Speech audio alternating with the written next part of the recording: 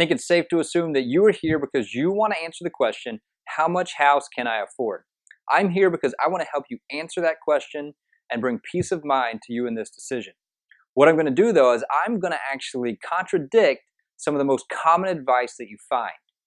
And I'm going to explain how I do that, and then I'm going to jump into 4 principles that you need to follow, questions you need to answer, things that you need to consider when you're asking the question, how much house can I afford? My name is Brad. I'm with Wooten CPA, and again, my goal is to bring peace to your finance and tax responsibilities. One of the ways I do that is through these videos here on YouTube. Let's get started.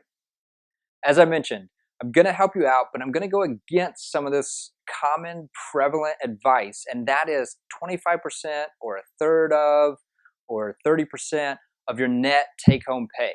This is very common. You'll find it. Dave Ramsey talks about 25% of your net take-home pay.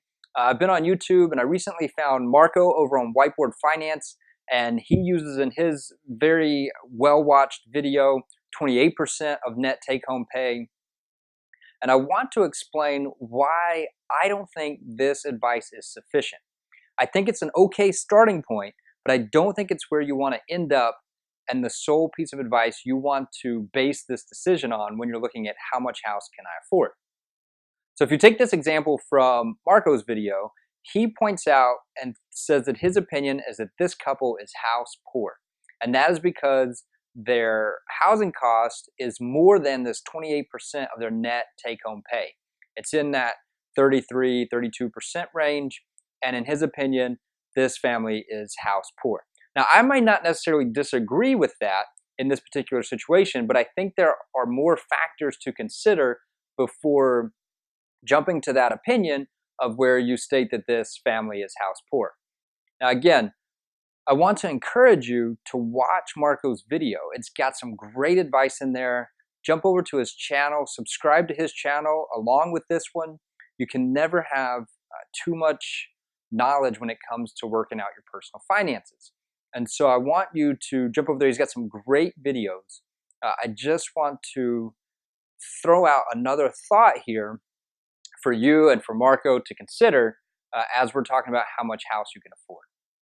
Now, I want you to remember that as we go through this, I do not want you to just throw out this percentage of net take-home pay completely. I simply want to show you that it is insufficient on its own and that there are other factors, mainly the actual dollar amount of your budget and your net take-home pay that you need to keep in mind as you look to try to answer this question, how much house can I afford? And so I want you to maybe start with that percentage, but not simply just use that and in there and say that we're okay because we're lower than or we're in the safe zone as far as percentage goes for our net take-home pay. I want you to, again, look at actual dollar amounts after you kind of consider this percentage and see if the actual dollar amounts make sense in your budget. Now, again, I realize that this advice is out there. It's so prevalent. People use percentages a lot. Another reason to do that is because, we a lot of times think the percentages can apply to a large range of people, and it can, but the point of the example I'm going to walk through is how a percentage can actually get you in trouble if you're looking at too wide of a range. The percentage will work for the person who is in the average or the median household income because by very definition, we're looking at the average person. But if you stray too far outside of that, which a lot of the population is outside of the average. Again, average is simply in the middle. We're actually going to look at the median, where again, half of the population makes less and half of the population makes more. So if we're looking at that median amount, this percentage will work great. But if we stray too far outside of that, it could actually get you into trouble, or it could limit you where your budget doesn't necessarily need to be that limiting. And so what we're going to do is we're going to look at 3 families. One who makes a little bit less than the median household income for a family of 4 here in America. And this percentage will potentially or very likely get that family in trouble if they're using that when trying to decide how much home they can afford. We're going to look at one in the middle where the percentage actually works out pretty well for them because they are the average, the median household income. And then we're going to look at a family who makes a little bit more than the median household income in America and where this percentage would actually limit them, and maybe based on their priorities, they would actually want to choose a home that is a little bit higher percentage of their net take-home pay because they can afford that, and because of their priorities when they're looking at their personal budget, and they might make a different decision. So let's jump into that. We now have our three families. They're all family of four, married couple, 2 kids. We're looking at their net take-home pay. Again, we're not looking at gross, we're looking at net take-home pay.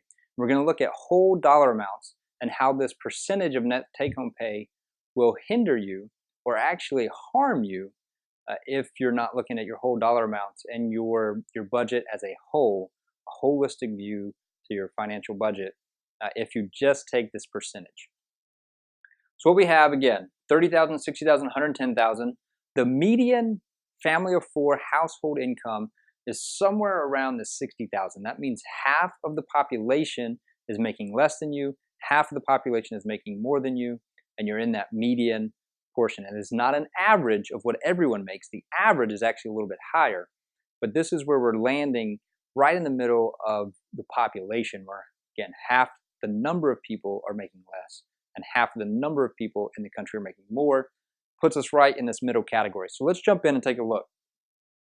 Now, if you make $30,000 of net take-home pay, that leaves you with $2,500 monthly for your budget.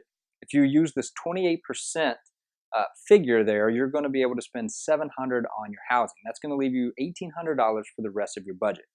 Now, I have 5 categories here that are pretty essential. Of course, food and transportation are going to be essential. Your entertainment. Now, what I've got in there is a little bit of it's home internet. It's, maybe a his and hers account. Saving, you're saving to replace your vehicle. You're also saving for an emergency fund if you haven't built that up, or vacation or home projects.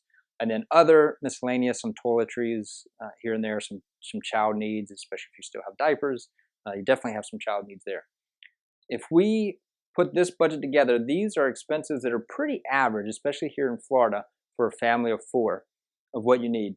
Now, if they add up these expenses, that's going to leave them over budget by $800 a month, meaning that they're dipping on their credit card, they're taking out loans, whatever they need to do to meet their budget. Again, none of these are excessive, and so they're using that 28%. They're buying food for their family of 4. They're paying gas in their car. They're saving to replace their car, doing everything they're supposed to do using that 20%. They don't have enough money to fit in that budget. Now, what's going to happen with this family of 4 that's making $60,000 and $110,000? Again, these are minimums. These are in the minimum range of what you need to do to provide food for a family of 4, no matter what house you live in. Now, if you have more money, you might be buying organic food, you might be buying more ribeye, whatever, but we're ignoring that right now and saying bare minimum, that's what it's going to cost to feed a family of 4 for a month. And so no matter how much money you make or what home you live in, this is actually going to be the same dollar amount for all of these families, even though the percentage of net take-home pay will be significantly different. Now, we're going to say the same thing for all of these expenses because we're using minimum amounts here of what's necessary to provide for this family of 4. So again, doesn't matter what your take-home pay is, doesn't matter how much house you afford, you've still got to buy groceries, you've still got to provide transportation, home internet. Not a necessity, but it's hard to get by without it these days, especially if you're working from home, you're saving to replace your vehicle, and you've got your toiletries down here as well. So this couple right here, if we carry all those numbers across, the family right here with the $3,600 a month after housing of net take-home pay, they're going to have $1,000 left over. And the family over here on the right is going to have $4,000 of net take-home pay left over at the end of the month. So as you can see, using the 28% all the way across the board leaves us with drastically different realities.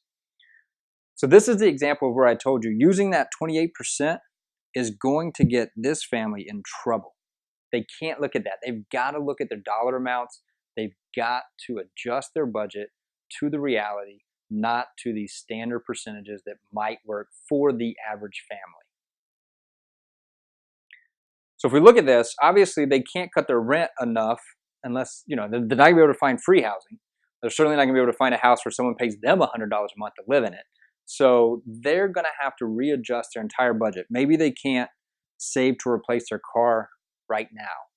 Maybe they do need to cut out the his and hers completely. They need to cut out home internet, Netflix, Hulu, everything completely. Maybe they can get by with $100 here, and then maybe they're able to find something, an apartment instead of a townhouse for $500 a month here. And so they're going to have to get to a point where they can meet their budget. Now, on the flip side, the $110,000 net take-home pay family has $4,000 left over. There's many things they can do with that. This is where someone would say, well, you're definitely not house poor. You can invest, you can do your travel, whatever you need, you've got it there. I'm going to go one step farther and say, not only can you put this into saving more, not only can you put this into transportation, actually we're going to say transportation's in saving, right? Because you're saving to replace your car, not spending it on transportation. But maybe you could put it into your groceries and you can be eating out more, you can be buying more ribeye steaks. So you can use that money to put in your budget wherever you need to. I'm going to say also though, based on your priorities, you could put this into your housing cost. So let's say they take $2,000 here, they move it here for their house. They're now spending $4,500 a month on housing, which is a whopping 49% of their take-home pay. They still have $2,000 a month left in whole dollars, not percentages. We're ignoring percentages now, right? Except to prove that they can spend half of their net take-home pay on their house, because they still have $2,000 a month to put into vacation, to create a new category of giving or a new category of saving that they didn't even have before, and they've got plenty of money there. Again, based on their priorities and what they want to spend on, assuming that they're at a comfort level with their budget, they're content with where they're spending their money, and they're able to provide for everything that their family needs and wants in this budget. Family in the middle, 28%, I'm going to say that is probably exactly where they want to be. They've got some money left over to invest, to add a vacation category, to bump up their grocery budget a little bit, and buy healthier food for their family, or eat out a few more times with their family. And so they're right where they want to be again. So this percentage works for your median household family income, for your average typical family. That's why it's the most common advice that's out there. That's why you see it everywhere. That's why people who are talking to the masses on radio or YouTube are using this amount, is because it works for the average people. But what you know is not that many people are average. This is the median income. Like I said, there's a bunch of people in this category, but 50% of the population is over here making less than that. 50% of the population is over here making more than that. Now again, obviously that's not necessarily the case, because there are some people here in this category. Let's say 5% are actually in this actual category, and 45% are over here, and 50% are over here, whatever it actually comes out to. But you've got a lot of people who are outside of this realm, where they need to look more in depth at their budget than simply using the standard percentage for what they should spend on their home. Now that we have shown that this typical 28% of net take-home pay, 25%, a third of net take-home pay isn't sufficient by itself to answer the question, how much house can I afford? We do need some principles, some guidelines, some help in answering this question. So I've got 4 principles here for you. Number 1 is discipline. How disciplined are you in your budgeting? If you budget every month, you're using a program like YNAB, You Need a Budget, or Mint.com, and you are staying on top of your budget, you don't go over in your categories, and you've got your budget where you're content and satisfied, then it's possible you could go over the 28% like we did in California, here in Florida, and still be okay because you have a lot of discipline in your budgeting. You know what you're spending, you're not going over, you're not going into debt because you bought too much house. If you're less disciplined, you're not tracking your budget, you're just making sure that there's enough money in your account. Well, one, that's not a great way to live. It's much better to do your personal budget, to stay on top of it. I will have some videos helping with personal budgeting too, and how to break that down and make it simpler for you so you don't feel overwhelmed by it. But you don't want to do that. But if you're less disciplined, you're going over in your categories where you need to tweak your budget, for one, and make it reality and not this kind of goal budget that you never meet. But two, you're going to need more room, more flexibility in your budget because of that lack of discipline. Therefore, you need to keep it down around that 20% or lower in order to make sure you're not overspending, you're not going into debt to cover your lifestyle.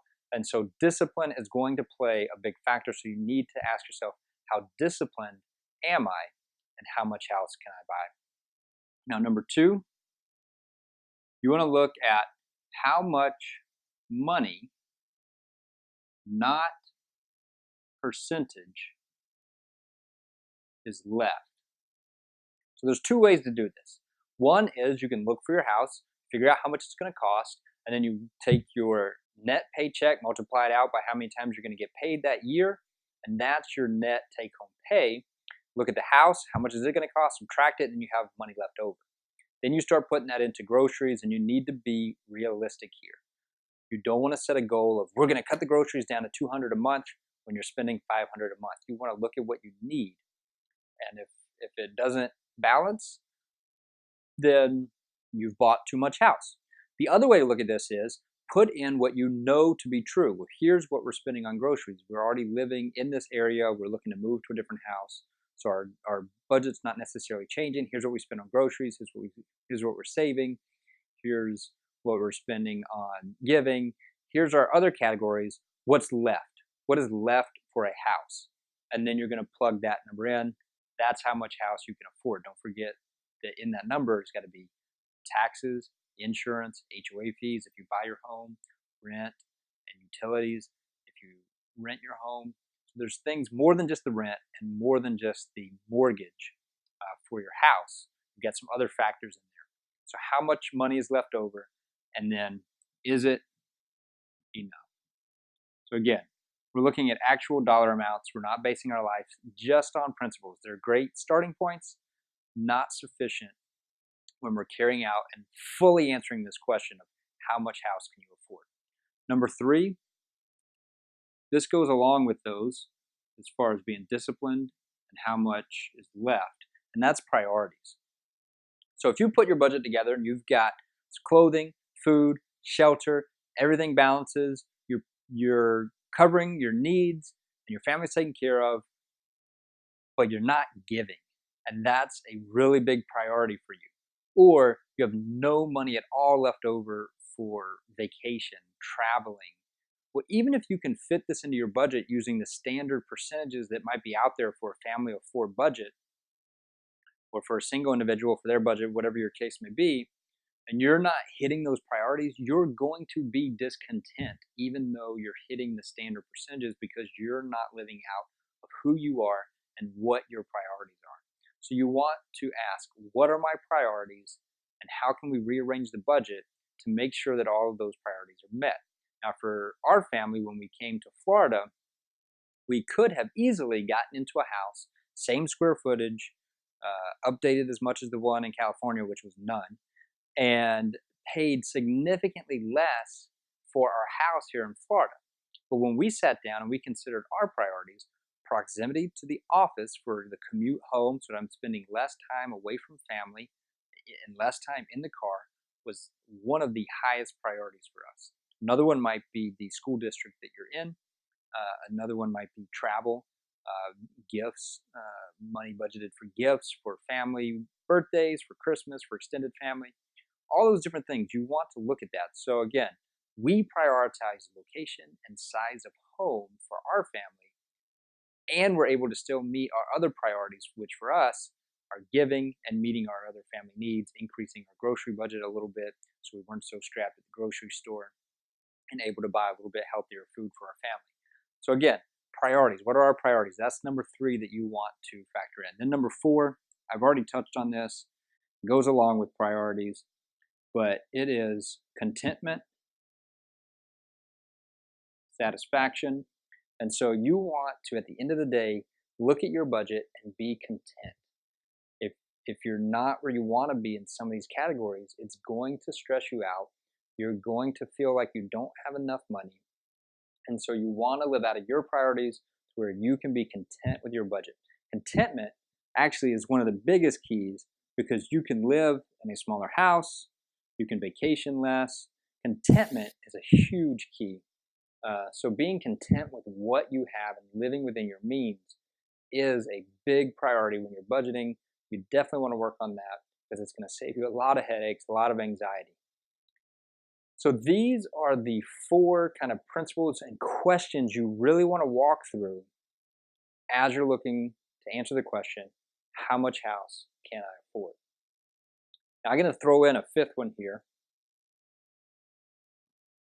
Number 5 is an action step, and it is seek help. You're already doing that. You're on YouTube, you're looking up advice, you're trying to figure out what should I do. I got this 25, 30%, a third of net take-home pay. I'm trying to be wise with my money and figure out how much house I can afford. Continue to do that, but don't stop at just looking at the broad, general advice that is out there. That includes this video. It's what I'm trying to get away from right here, but I really want to encourage you to go beyond that. Find someone, maybe you have a CPA who does your taxes and can help you look at your budget. Maybe you have a financial advisor who can look at your budget. Maybe you have a friend who's just really good with finances and really on top of their budget who can sit down and help you think through these questions and find a solution that works for you. In one of Marco's videos dealing with home mortgages, he makes this excellent comment. I loved it. I made a note of it. And it was, personal finances are just that. They're personal. And so while there might be a decision that financially makes sense and mathematically makes sense, but if it doesn't fit within your priorities and you're not going to be content with it at the end of the day, then it's a personal decision and you need to make the decision that's right for you and your family. That's been the whole point of this video, is that you cannot rely just on the percentages.